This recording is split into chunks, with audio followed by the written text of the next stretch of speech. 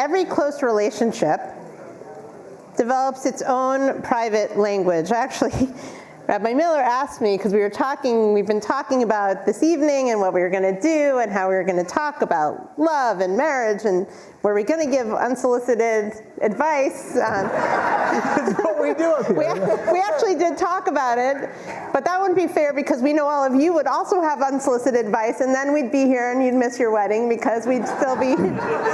But we talked about that private language that some of us might have. Do we have special names that we call each other? There are nicknames that no one else knows, or perhaps no one else is brave enough to use. There is that look that says, stop talking right now. We'll discuss it later. Or the text that with one word manages to be a question, a request, a warning, and a full emotional weather report, including the forecast that dinner is getting cold, you should head home immediately, unless you want to face a full-on weather event and not the good kind. And then there are the names that we call each other that provide a sense of comfort, a sense of home, a sense of belonging, a sense of love. It seems appropriate that our Torah portion this week is Shemot, as we begin reading from the book of Shemot, of Exodus. And we begin by moving from individual stories of Genesis to the shared journey of the Israelites in Exodus, in Shemot. The Torah does not begin with miracles. It begins with relationships. The entire book of Shemot is about the Jewish people forging a relationship with God and with each other, a relationship that will stand the tests of time. It is also about God's love for the children of Israel and the journey to redemption. That love does not only exist between God and Israel.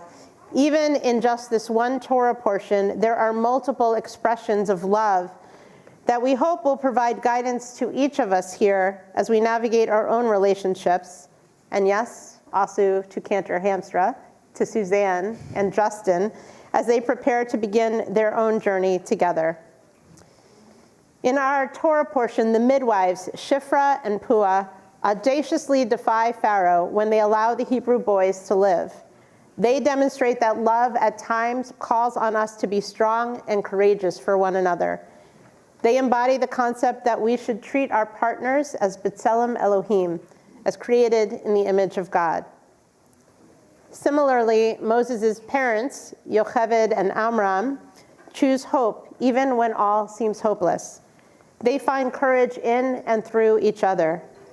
They hide their baby son as long as they can, and then they put their faith in God as Yocheved places their son Moses in a basket and entrusts him to the currents of the Nile River. They chose love in a hopeless time. At those moments when we are uncertain, even afraid, when we face challenges, we must think of each other and find the courage that is in our hearts and cherish the life that has been placed in our trusts.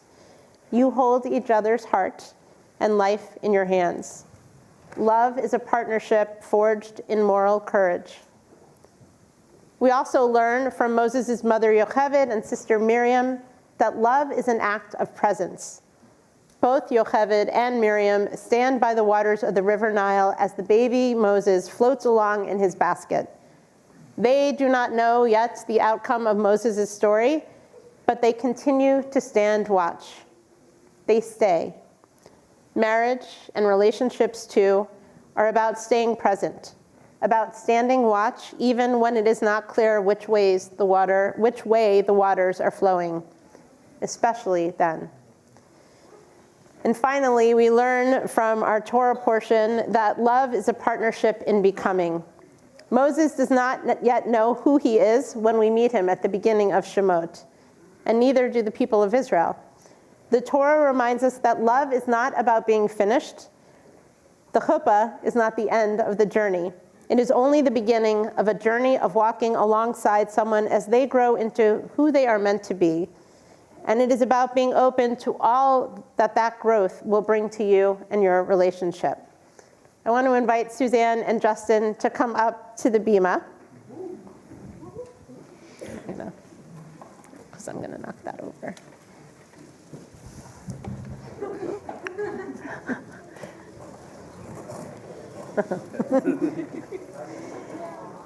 There are, I'm sure, many who have and will offer advice for a happy marriage. But as you already know, your relationship is unique and special and unlike any other. And so rather than offering advice, I would like you to make a promise to each other. We did have a little bit of debate about this, and I think this is something we can unpack. Not now, but we all have advice that we've heard and been given, and think about how you choose to take this advice, what advice you choose to follow, and what is at the heart of that advice as well. So the advice that I'd like to offer is in the form of a promise. It is a lesson that I learned from my grandfather, who during every wedding at which he would officiate, he spoke about the importance of nurturing your love every day. And this was the instruction that he gave to each couple as a way to do just that. It might work for you. It might not, right?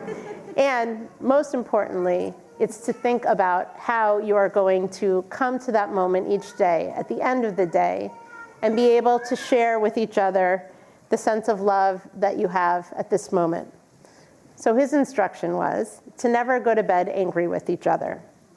Now I recognize that might not always be realistic. But even if you go to bed angry, go to bed with love.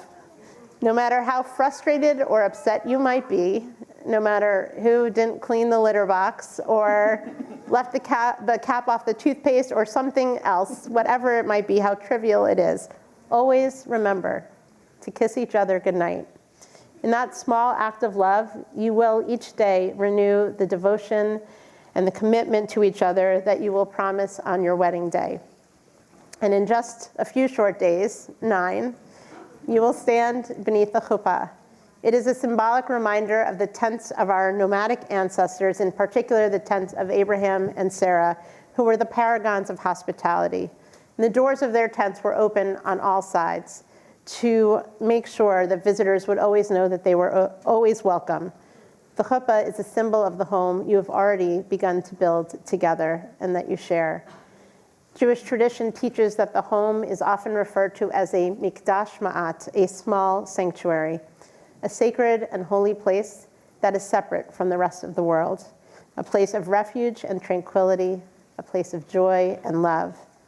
May the two of you find joy and peace, light and love in your mikdash ma'at, your sanctuary each day. May it always be overflowing, as is this sanctuary tonight, with community, with joy, with laughter, and with love.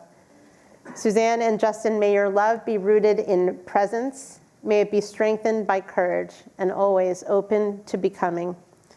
May you sing one another's songs, even when the melody changes. And may the harmonies that you create together be forged in light and joy and love and peace. Amen. Amen.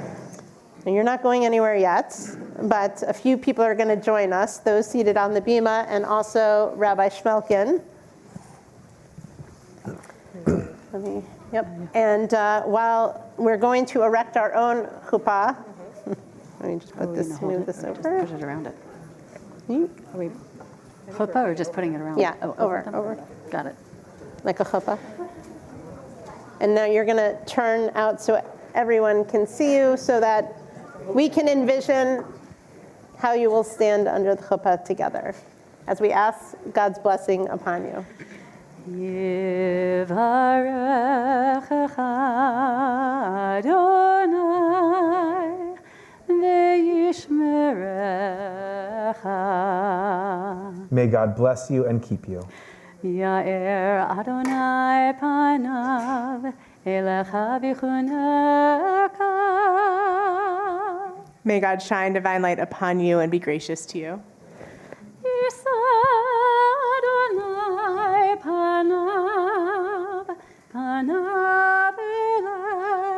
elecha v'yasim lecha shalom. May God come close to you. May God's presence be with you and grant you wholeness and peace. And we can all say amen. Amen. We also want to share with you a gift on behalf of Washington Hebrew Congregation. We hope that you will continue to feel at home here and wherever you go in the world, that you may put this mezuzah on your door. It will travel with you as you go through life together, and may that doorpost, your doorway, always be a reminder of community and of love. And this is a gift from Washington Hebrew through the Judge Corman Fund. Is that the right one? Did I get the Judge Corman? I know I'm looking. Where's Susan? I'm right here. But Susan Hannermount might That's know who better. I looked at. Judge Corman, she was right. The Judge Corman Fund, and most importantly, may your doorway always be open to not only to guests, to visitors, to family, to friends, but also to light and to love, and to the openness with which the two of you greet the world. And we all say, Amen. Amen. And we also Simen say, tov, mazel tov, mazel tov, simen tov, mazel tov, mazel tov, simen tov, mazel tov, mazel tov, simen tov, ye'elanu,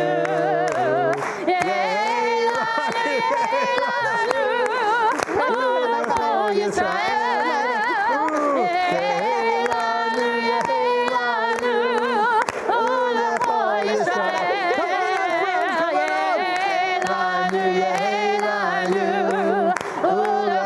Yisrael.